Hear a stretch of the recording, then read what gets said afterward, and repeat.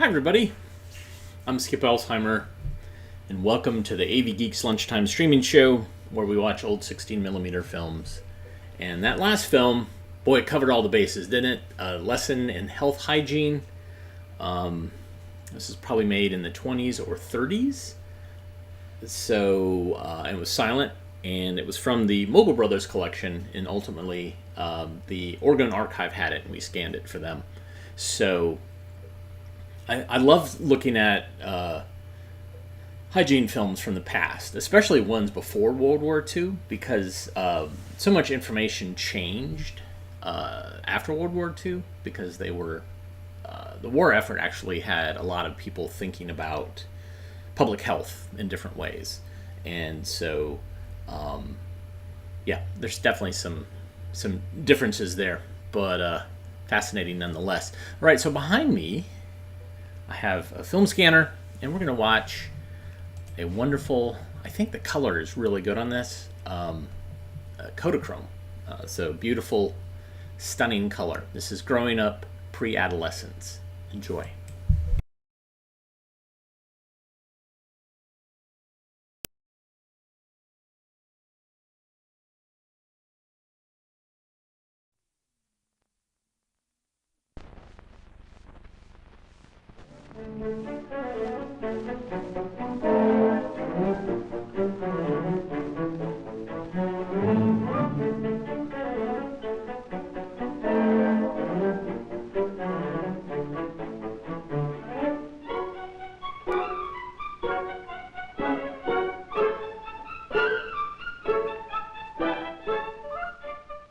When summer ends and the cool weather begins, is there excitement around your house, planning for what you'll need? Seeing if last year's clothes fit? Right now, Peggy is trying on a jacket she wore last year. Soon it will be Nikki's turn. Nikki and Peggy are just about like any other brother and sister, except that they are twins. They were born on the same day in the same year. Nikki is going to get some of his last year's clothes to try on.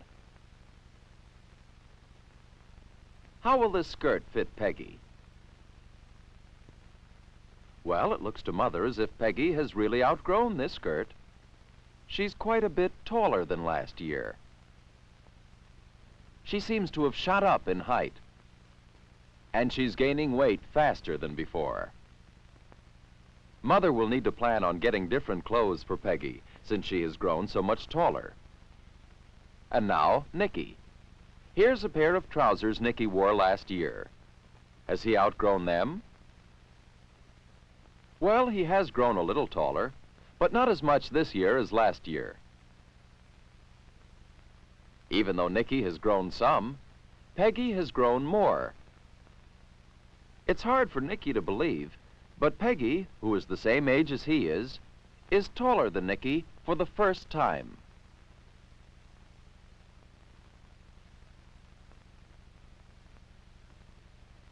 Peggy and Nikki remember the pictures that were made in school last year to help the children with their postures.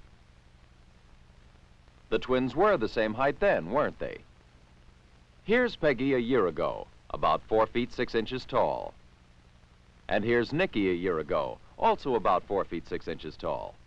They were about the same height last year, according to the pictures. If you could look at the same kind of pictures showing Peggy and Nikki since they were 6, you'd see that they have both grown about the same amount each year. This is the way most girls and boys grow up in the years 6 to 11. Generally, neither one grows much faster than the other. But then, some girls begin to shoot up. They grow faster than before. Peggy is one of those girls. Many boys of the same age are still growing slowly. Nikki is one of those. In school, many of the boys in Nikki's class have been thinking about how tall they are. You can see that some are a little taller than others, and some are heavier. But most of the boys are still growing slowly. What about the girls in the same grade? When Peggy and her class are in the gym, we can see that the girls are growing differently. There's Peggy. She's almost 3 inches taller than she was last year. Some of the other girls have also changed quite a bit during the last year. At this age, the girls differ in size more than the boys do. Your growth is controlled by a set of glands known as endocrine glands. You have many kinds of endocrine glands, but one inside your head, known as the pituitary gland, controls your growing in height. This gland makes a chemical and sends it out into your bloodstream, which causes you to grow taller. In your neck is another gland called the thyroid gland, which affects your weight and also the way you feel. Chemicals from these and other endocrine glands help boys and girls grow up into men and women. As they grow, different parts of their bodies grow at uneven rates. A boy's hands may grow full size before his arms grow full length. His feet will be full grown before his legs. His brain reaches full size fairly early. His heart, not until later. Girls will notice, in addition to these changes, extensive changes in their body shape. They may gain weight rapidly in certain parts of their bodies, and then as they stretch out, will become more feminine in their proportions. So growing up is an uneven process. Different between boys and girls, different between parts of your body, different at different ages. Each one grows in his own way. Is there something special you should be doing to be sure you're growing up normally? Keep healthy. Nicky and Peggy know, and you know good health rules. Eat the right foods. A balanced diet of all the different kinds of foods you need to feed your growing body. Remember, milk has calcium, important for rapid growth in your bones. Chew your foods well, so your body can make best use of their nourishment. And you may find you need extra food for your growing, large meals, and the right kind of extra snacks between meals. Get plenty of exercise. Easy exercise if it's soon after meals, and hard, fast-moving exercise some of the time. Get plenty of relaxation, too, for your growing body needs periods of rest. Get enough sleep, especially when you're growing, for sleep repairs and refreshes your body. If Nicky and Peggy could look ahead, they'd see that Peggy's rapid growth in height and weight will be over in a few years, perhaps by the time she's 14. What about Nicky? In a few years, it will be his turn to begin a rapid increase in height and weight. Look at the boys who are 12 and 13. You'll see more differences in their height than among boys who are 10 and 11.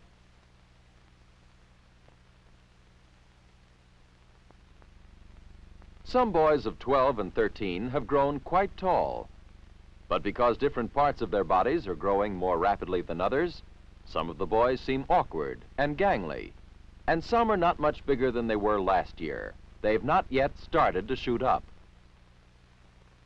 In the years to come, Peggy will continue to grow, but not much taller. Like most girls, she will gain weight. Her hips will broaden, and her body will become rounder and more feminine in shape. She will probably reach her full height by the time she is 15 or 16. Nicky will keep on growing, in height and in weight. Like most boys, he will grow taller and heavier than girls his age. His shoulders will broaden. His muscles will grow stronger. He will become more like a man. His growth in height will continue probably even past 17. Peggy and Nicky have shown us average growth. But all children are not average. Each person is an individual and will grow differently from others his age. Although all children do not grow up just the way Peggy and Nicky are growing, after the age of 9 or 10, girls are likely to grow tall sooner than boys. This is a change from the earlier years, when growth was fairly steady and about the same for girls and boys. But when the boys begin their rapid increase in growth, most of them grow taller and heavier than girls. Remember, your growth is controlled by endocrine glands. One of them, your pituitary gland, affects your growth in height. Your thyroid gland affects your growth in weight and affects your feelings too. Chemicals from glands make girls more like women and boys more like men. Remember, growing up is an uneven process. Different between boys and girls. Different between parts of your body. And different at different ages. Each one grows in his own way. Whatever your particular growth pattern is, you can be pretty sure it will be normal if you keep healthy, with the right amount and the right kinds of foods, with the right kind of exercise and relaxation, with the right amount of sleep. Growing up is fun, but everyone grows in his own way. Peggy's girlfriend is taller and heavier than Peggy, but both of the girls are taller and heavier than Nicky and his friend. They know, as we do, that different boys and girls naturally follow different growth patterns during the years when they are growing up into men and women.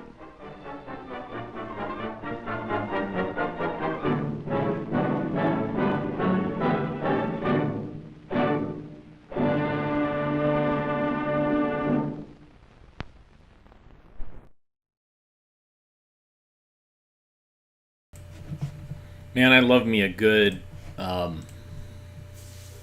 Kodachrome Cornet film about puberty. That one's great. What I like about it is they talk about a girl's body getting more feminine, and they don't specifically point out what that means. You know, some stuff grows, feminine stuff. Let's watch this film. This one's missing the title. I feel like that this is a Cornet film as well, but it's black and white. It's Mary Visits Poland. Enjoy. Poland. So I brought posters and a peasant costume I got from my grandma, and I went there. Then the class about my... Well, I began. When I was 6 years old, I went and visited my grandmother on a Polish farm. That was in 1939, just before the war started in Europe. My father wanted to visit his mother and relatives whom he had not seen for a very long time. Besides, it would be a nice vacation for me, too. I remember my grandmother, my Uncle Thomas, and his horse and wagon, and the old village in which they lived. Their home was made of wood. The roof was thatched with straw. Behind it was a pond where the ducks used to swim. When they walk, they wobble from a safe place, because they might get in the way of my uncle's shebeck. He walked round and round all day long to thresh wheat for their daily bread. Grandfather guarded shebeck. He wore a hat to protect his head from the sun. It didn't stay on his head much, though.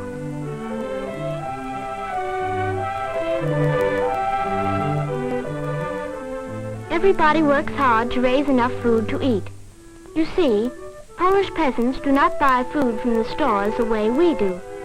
Everything they eat comes from their own farms. The women dig potatoes while men do harder chores.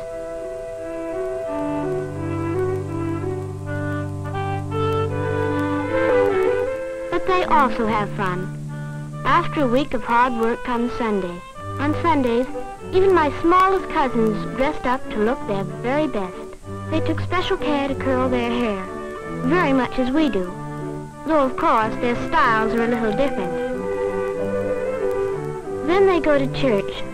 The children walk separately from the grown-ups. Only the sick stay at home. Nobody has an automobile. They walk or ride in horse-drawn wagons. Some ride their bicycles. The wagons are parked near the church. The horses munch hay while they wait.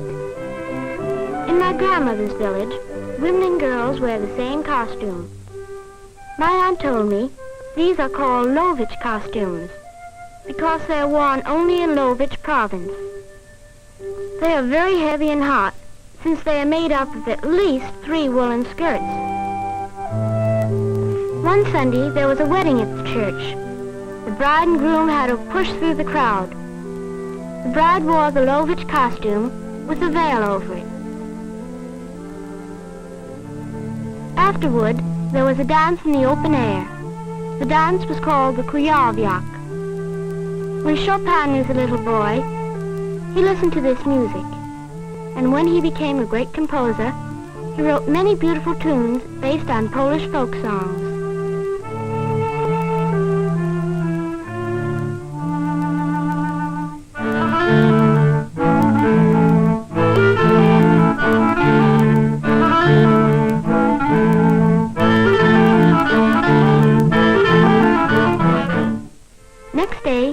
Children went to school. In school, the little ones dance in a circle, sing songs, and clap their hands. Then they sit down at the table, draw, and learn to write the alphabet. Some of the girls wear shawls.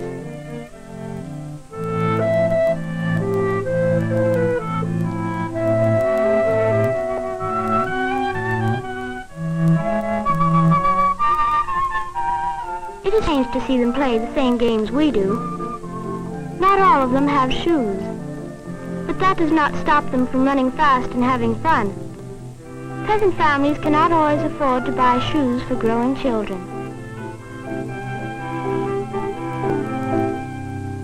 After a few weeks, we left my grandmother's village to visit Krakow. Here the children made school trips to old historic buildings and museums.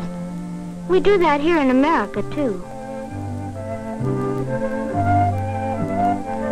The numbers on their hats stand for their school.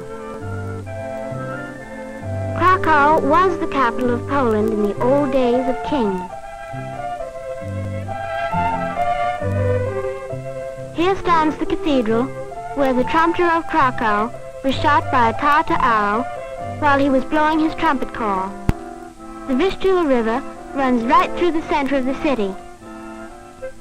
The peasants of Krakow have a dance they call the Krakowiak. These costumes are very colorful. The boys wear peacock feathers in their hats, and the girls have gay ribbons and beads.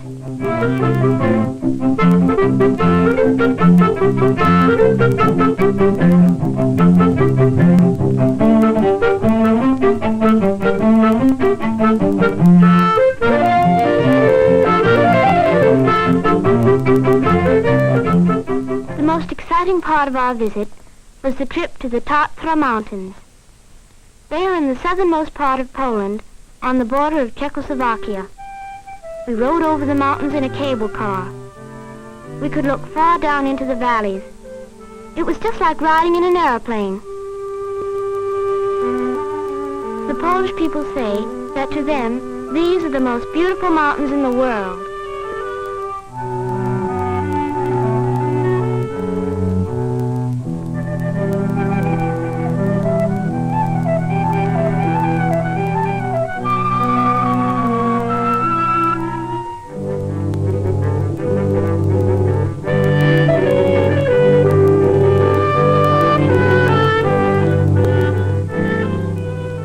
This is where the Górals live. Góral means mountaineer in Polish. The Górals villages are in the valleys between the mountains. They have farms in the mountains. There they grow potatoes, wheat, and other food. But the Górals are shepherds. Small children tend the sheep in the meadows. Their clothes are made of sheep's wool. The beautiful design on the trousers are embroidered by hand. Grown-up men wear the same costumes. Around their hat is a band of seashells. That is because, as the Gurals say, they originally came from the seacoast. Their belts are made by hand out of leather with heavy metal buckles.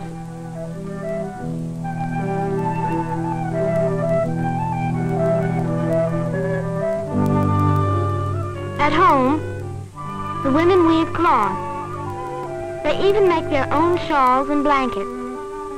They paint pictures on their dishes and carve beautiful designs in their spoons and furniture.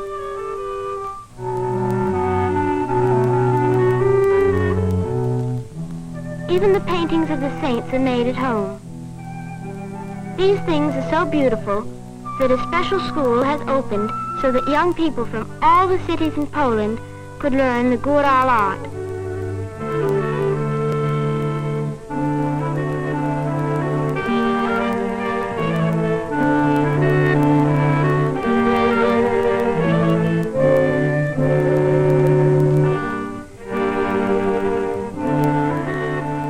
While the boys learn wood carving, the girls make laces. One of the favorite designs is a mountain flower.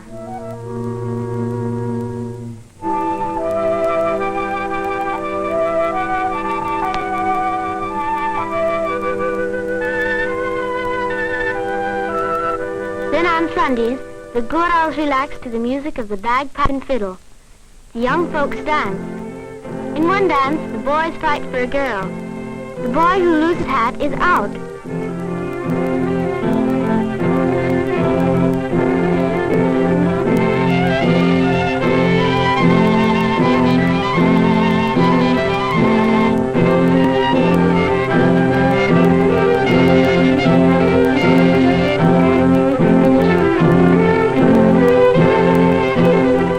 The gay dances, the beautiful costumes, the old historic buildings, and the hard work in the fields. Our last stop in Poland was Gdynia. Gdynia is a new city port on the Baltic Sea. It is clean and modern and reminded me of America. Then came our ship, flying the American flag. And then, goodbye to Poland as we left for home. We did not expect at that time that war would come to Poland so soon.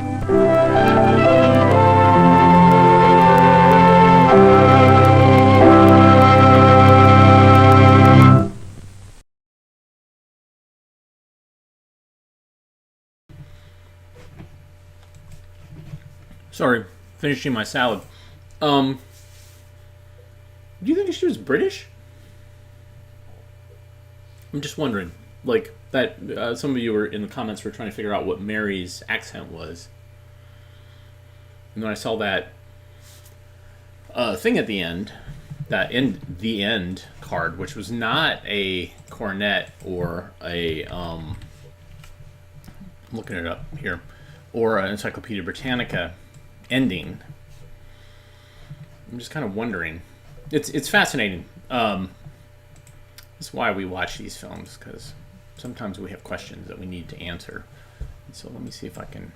I'm looking up in my database.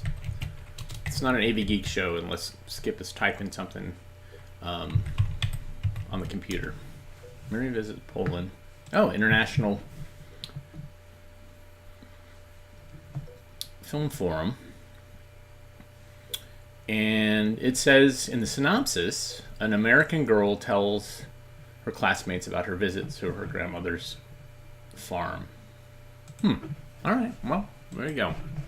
It's a great story, nonetheless, but not nearly as good as the great story of corn. Enjoy.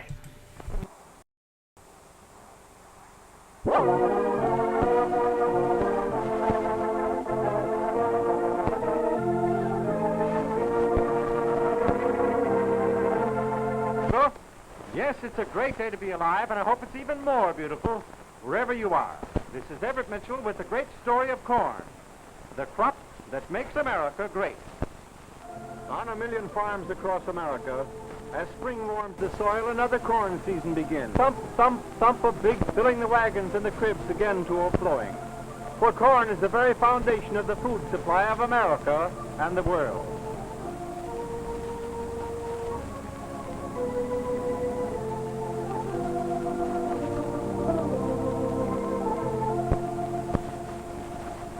Corn is beef and pork, poultry, eggs, and dairy products. Hundreds of the products of American industries. River, the mighty way of South America. Years ago, ancestors of the American Indians probably first met the primitive ancestor of corn. This plant, known as grass corn, may be similar to the uncultivated plant from which corn was developed. Perhaps a grass-like plant such as this was discovered growing in the southwest section of the Amazon basin by the Amerinds, the earliest men of the Western world. This grass corn is grown as a research project at the Connecticut Primitive Grass Structure. And over the years, there emerged the great food-producing plant that was to become the Indians' most valuable gift to the white man. So the wild, unexplored area of the Amazon River Pampas filmed is probably the cradle of corn.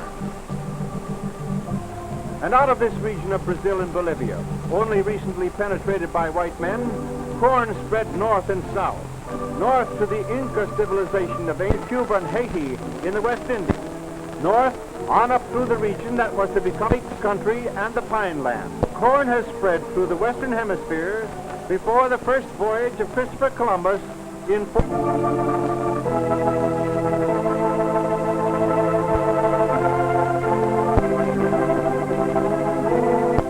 on corn.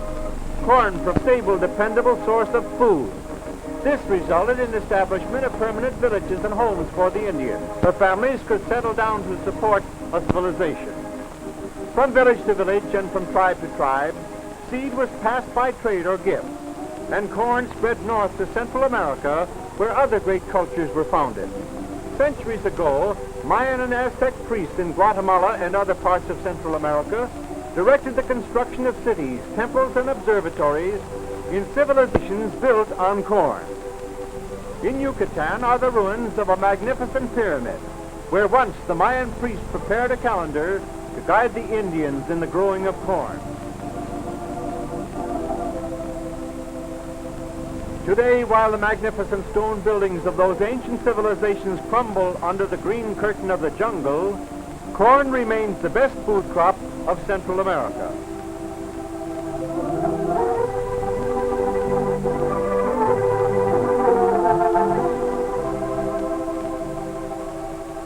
Northward, the great food crop slowly inched its way, spreading its benefits to the Indians of prehistoric Mexico. Here today, in a land that has produced thousands of crops of corn, in many cases, the methods of planting and growing corn are not changed from the time when the first crop was grown. This Mexican farmer uses the same kind of planting stick that his great-great-grandfather used. In the warm climate of some regions south of the border, you can find crops in all stages of...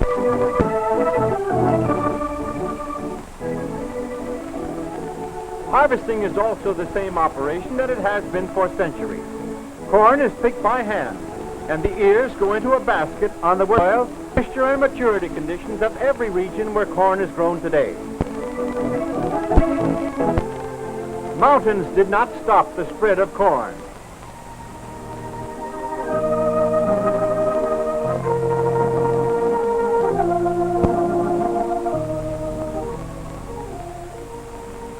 On the western slope of the Rockies in southwestern Colorado is the Mesa Verde, rising above the high plateaus. Here 1,000 years ago was a flourishing Indian civilization built on corn. In this rugged wilderness of mesa land, crisscrossed by canyons, two cowhands looking for lost cattle some 60 years ago were flabbergasted when they gazed down on the amazing ruins of the Cliff Palace. 1,000 years ago in this one building, more than 400 people lived. Here were kivas, or circular club rooms for the men, where women were forbidden to enter. Here were grain storage rooms, where grinding stones were used in a rolling, crushing motion that reduced corn meal or flour.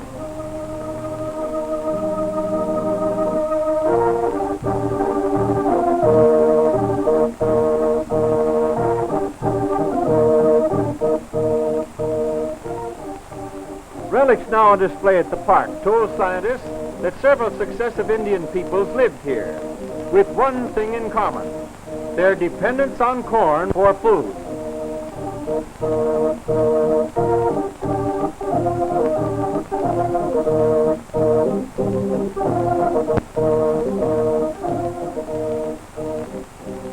These ears of corn, grown by ancient cliff dwellers, have been found here. And although 1,700 or more years have passed since they were harvested, it is apparent that the corn grows with 10 inches of rain per year. In a 2-acre tract of mesa land above the cliffs, Indian employees of the park have grown corn for several successive years to demonstrate how the ancient cliff dwellers planted and cared for their principal food crop.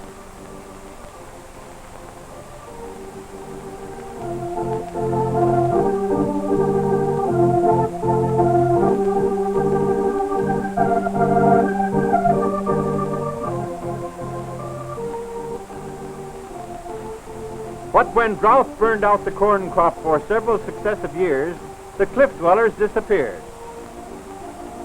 To the east, corn was carried across the sea to the West Indies. On Cuba, where this scene was filmed, on Haiti and the smaller islands, fields were planted to maize along with tobacco, sweet potatoes, and other common crops. In the West Indies, as in many, corn growing methods often follow those of centuries ago. Perhaps Christopher Columbus himself saw fields like this on Cuba in the historic year of 1492.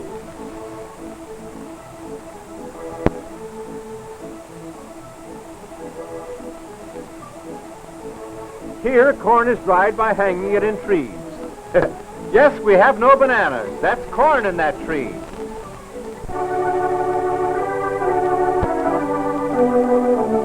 After the great discoveries of Columbus came a century of exploration here at Jamestown, Virginia, as the great protector of life.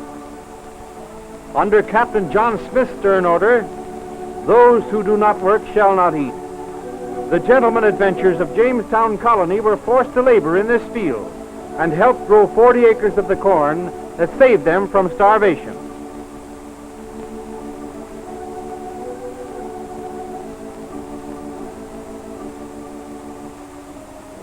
Every American school child learns about the Mayflower Pilgrims, but these youngsters are getting the story of the Plymouth colony right where the Mayflower landed on Cape Cod. Weary, hungry, and facing a cold wind, records a great event in American history.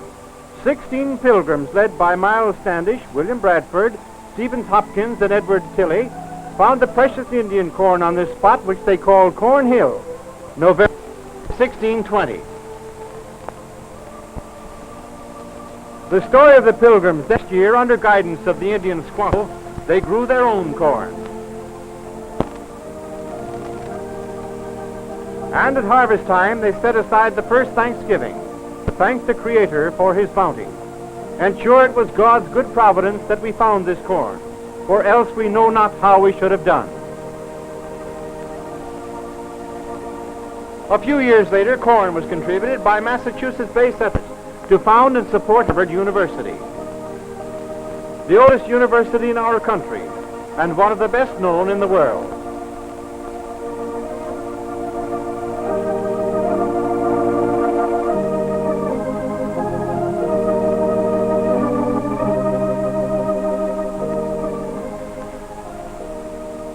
Corn helped the cause of freedom when it fed the ragged, exhausted Continental Army during the darkest, coldest days of the Revolutionary War.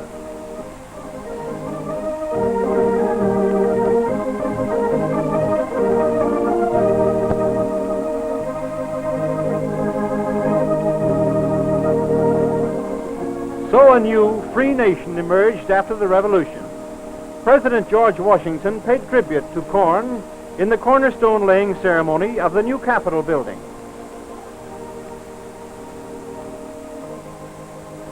Thomas Jefferson, third president, foresaw a great nation of sincere, honest people, whose homes and hearts would be rooted in vast, fertile cornfields to the west. An area which was open to settlement by the Northwest Ordinance and the Louisiana Purchase. Then along the trails blazed by the pioneers who carried long rifles into the wilderness followed the ox carts and the covered wagons bearing the axes and plows of the farmer folk. Westward ho!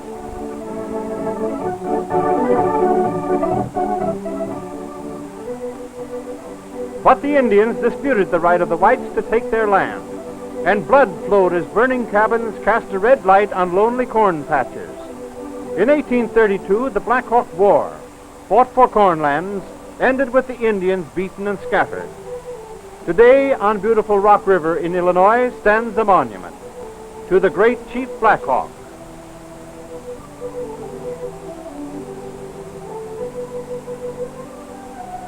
Who, defeated by the whites, spoke these words.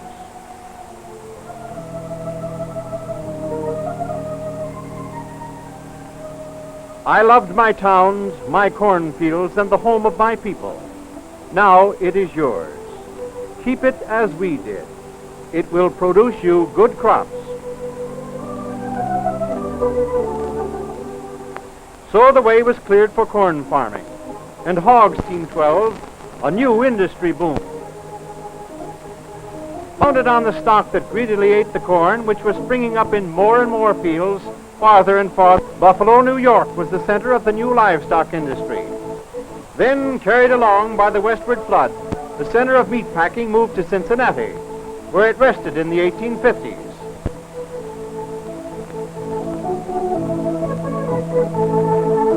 At the rate of 1,000 hogs a day.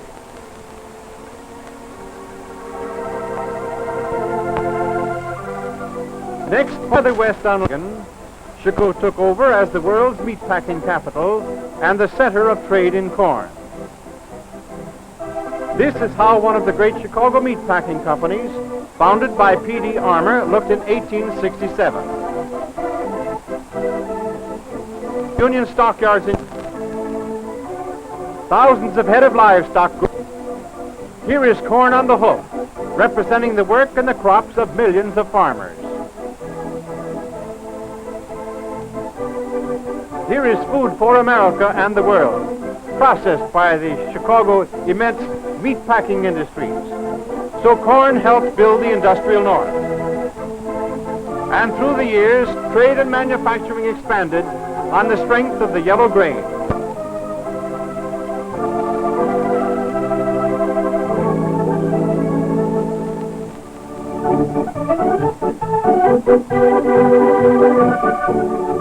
In the Old South, corn and cotton were the big crops.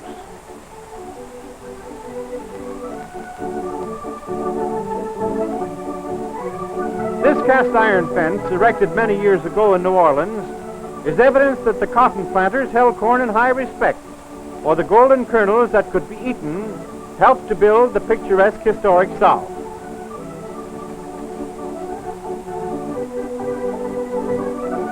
From the Potomac and the Ohio rivers, south and west to the Mississippi, magnificent plantation mansions, such as Staunton Hall at Natchez, Mississippi, were built by muscles that took their energy from corn.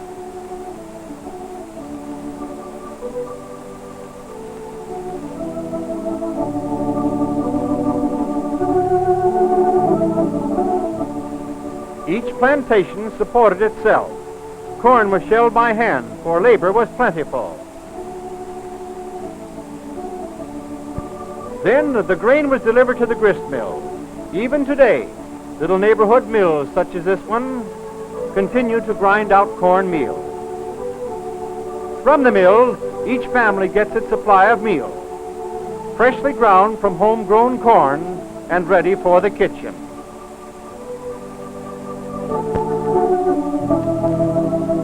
Many southern states now require that mills enrich cornmeal with mineral and vitamins.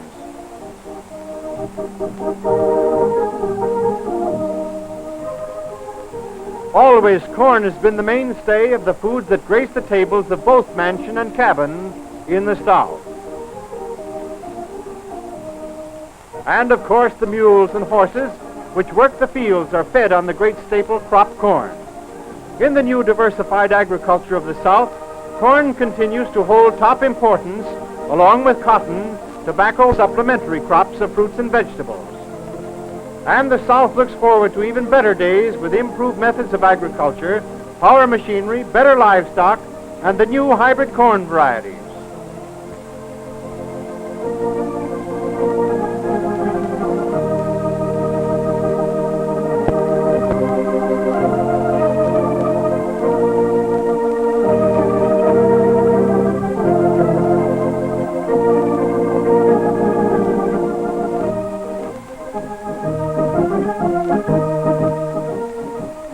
As the years of the 19th century marched by, corn country farmers settled down to the work of growing great crops to feed an expanding nation.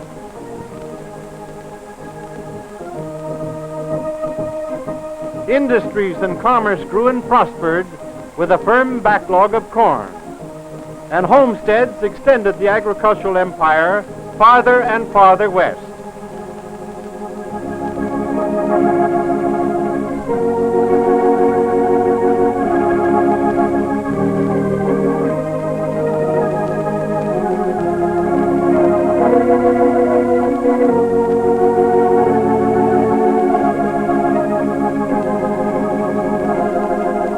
Cattle and hogs, of course, followed the yellow grain, and Omaha, Nebraska became another great corn and livestock capital.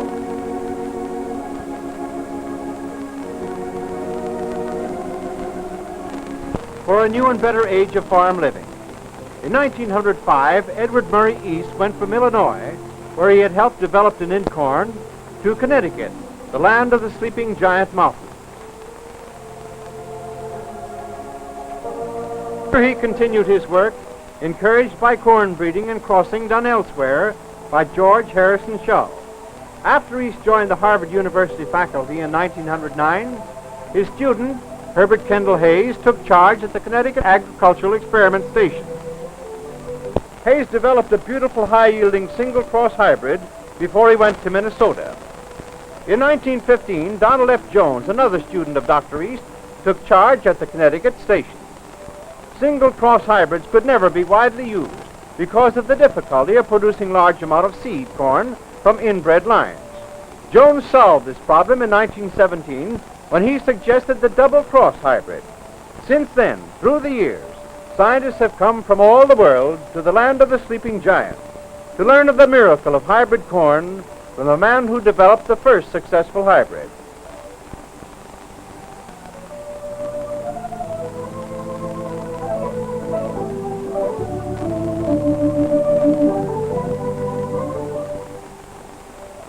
Here Dr. Jones is describing to a visitor the hybrid combination which set the pattern that put hybrid corn in your fields.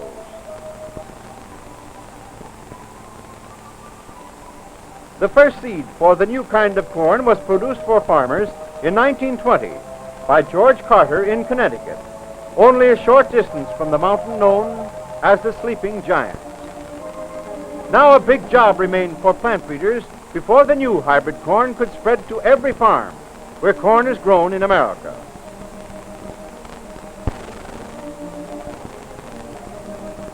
Research at Connecticut had provided corn breeding methods, but the hybrid produced there was adapted only to the northeastern states. Now, many different kinds of hybrids were needed to meet many different kinds of growing conditions, from north to south and east to west. Perhaps it is a tribute to our way of life that I have brilliant scientists, most of them young men, were willing to go against the current and to tackle with tremendous faith the huge job of developing hybrids for all America, to stake their future on a radically new approach to corn improvement. America and the world owe the hybrid corn makers, the prophets of plenty, a great debt. New hybrids had to be created to meet each local set of corn growing problems, then proved by making superior performance records in test plots under practical corn growing conditions. Yields, of course, counted heavily, and each new hybrid then as now was checked for ability to make an outstanding record. Scenes like this have been repeated tens of thousands of times as new experimental hybrids were checked against existing varieties in field laboratories of every important corn growing area in the United States and Canada. As leadership developed, hybrid corn research departments appeared. State experiment stations, the United States Department of Agriculture, and private organizations set up staffs to produce hybrid corn for the farmers of the United States and Canada. Here you see one of these hybrid corn breeding staffs in action. illustrating this new and effective method of hybrid corn improvement. Such a research organization maintains central breeding stations in each important corn growing area. Closely linked to each one of these central corn breeding stations are hundreds of field testing plots. In this scene, Dr. Jim Holdred, one of the outstanding corn breeding scientists of our time, is shown with several of his associates. They are weighing the future of a promising experimental hybrid. This is an actual field conference. Decisions made in conferences like this could add several millions of dollars to farmer income by making available a new and superior strain. All of the hybrid corn research work done by this organization and others during the last has resulted in Northwest corn for the East and Middle East, better corn for the West, better corn for the Middle South, better corn for the Southwest, better corn for the South. In fact, better corn wherever corn is an important crop.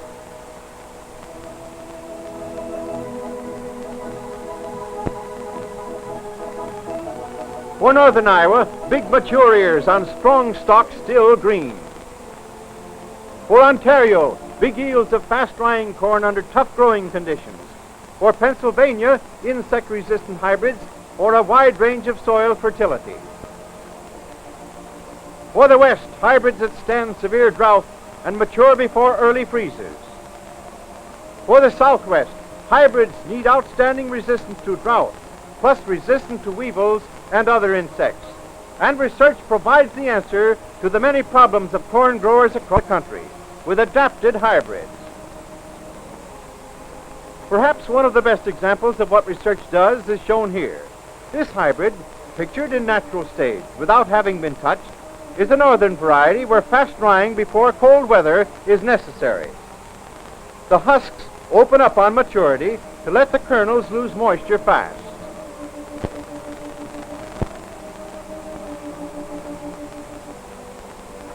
For the South, fast drying is not necessary, but tight husks are needed to protect the kernels from damage by weevils and birds. Nationwide research provided this hybrid.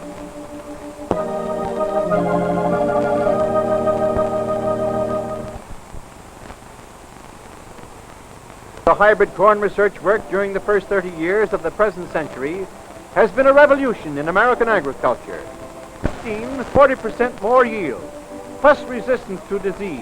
Insects found that they could grow more corn on fewer acres, and ground that had formerly produced corn was put into soil-building crops as a conservation measure. Nickel huskers found new hybrid corn into general use, and that meant completely mechanized farming. Horses kept for the corn husking job were necessary, and with machinery, one man could handle many more acres. So a new prospect with higher standards of living and more time for fun, travel, and enjoyment.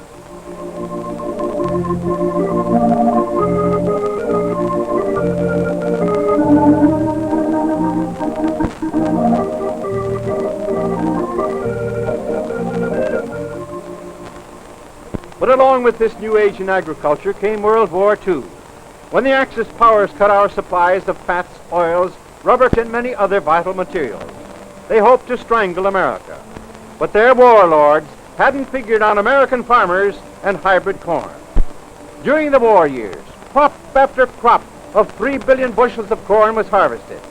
And on the extra acres made available, oil and fiber crops, herds of the Pilgrim Fathers.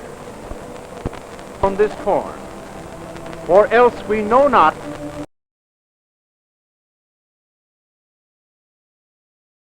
What happened? What happened? So, moral of that story is, I need to find an organist because I was really, regardless of how long and dry and tedious that film got, that organist just guided me through, and I was having a great time.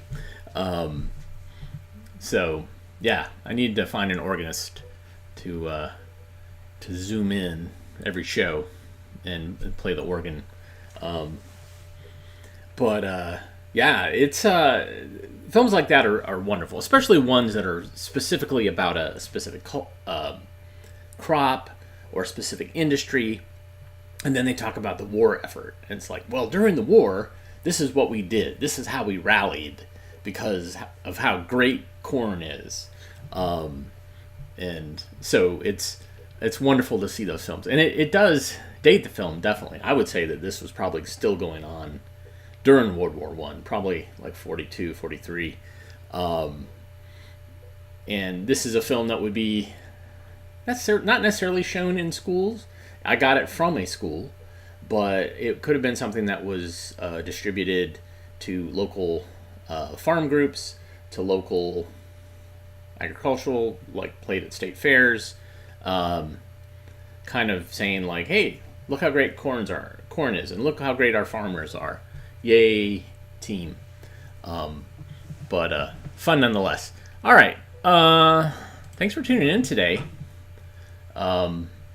Always a pleasure to see your comments, and I hope we learned something today about puberty and corn and Poland and pituitary glands. If you like what you saw, please hit the thumbs up button, even if you have in the past. That's a great way to kind of game the algorithms. You can also hit like, subscribe, and tell other people about what we're doing. I very much like new audiences. I like the old audiences, the old eyeballs, but I like new eyeballs too. It's more to play with, more to juggle. If you like what you saw and you want to keep watching some AV Geeks films, you can go to avgeeks.com. We have other films online, and we have a 24/7 channel.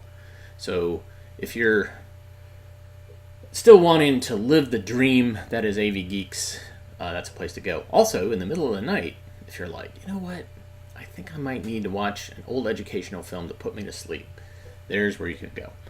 You can donate at patreon.com/avgeeks, and as always, we appreciate coffee here, and so you can go to ko-fi.com/avgeeks. That's a way to caffeinate and stimulate our nervous systems when we have to do things like rewind and fix splices on hundreds of commercials, or things like that. But as always, thank you so much, and we will be back tomorrow. Everybody have a great rest of your day. Take care.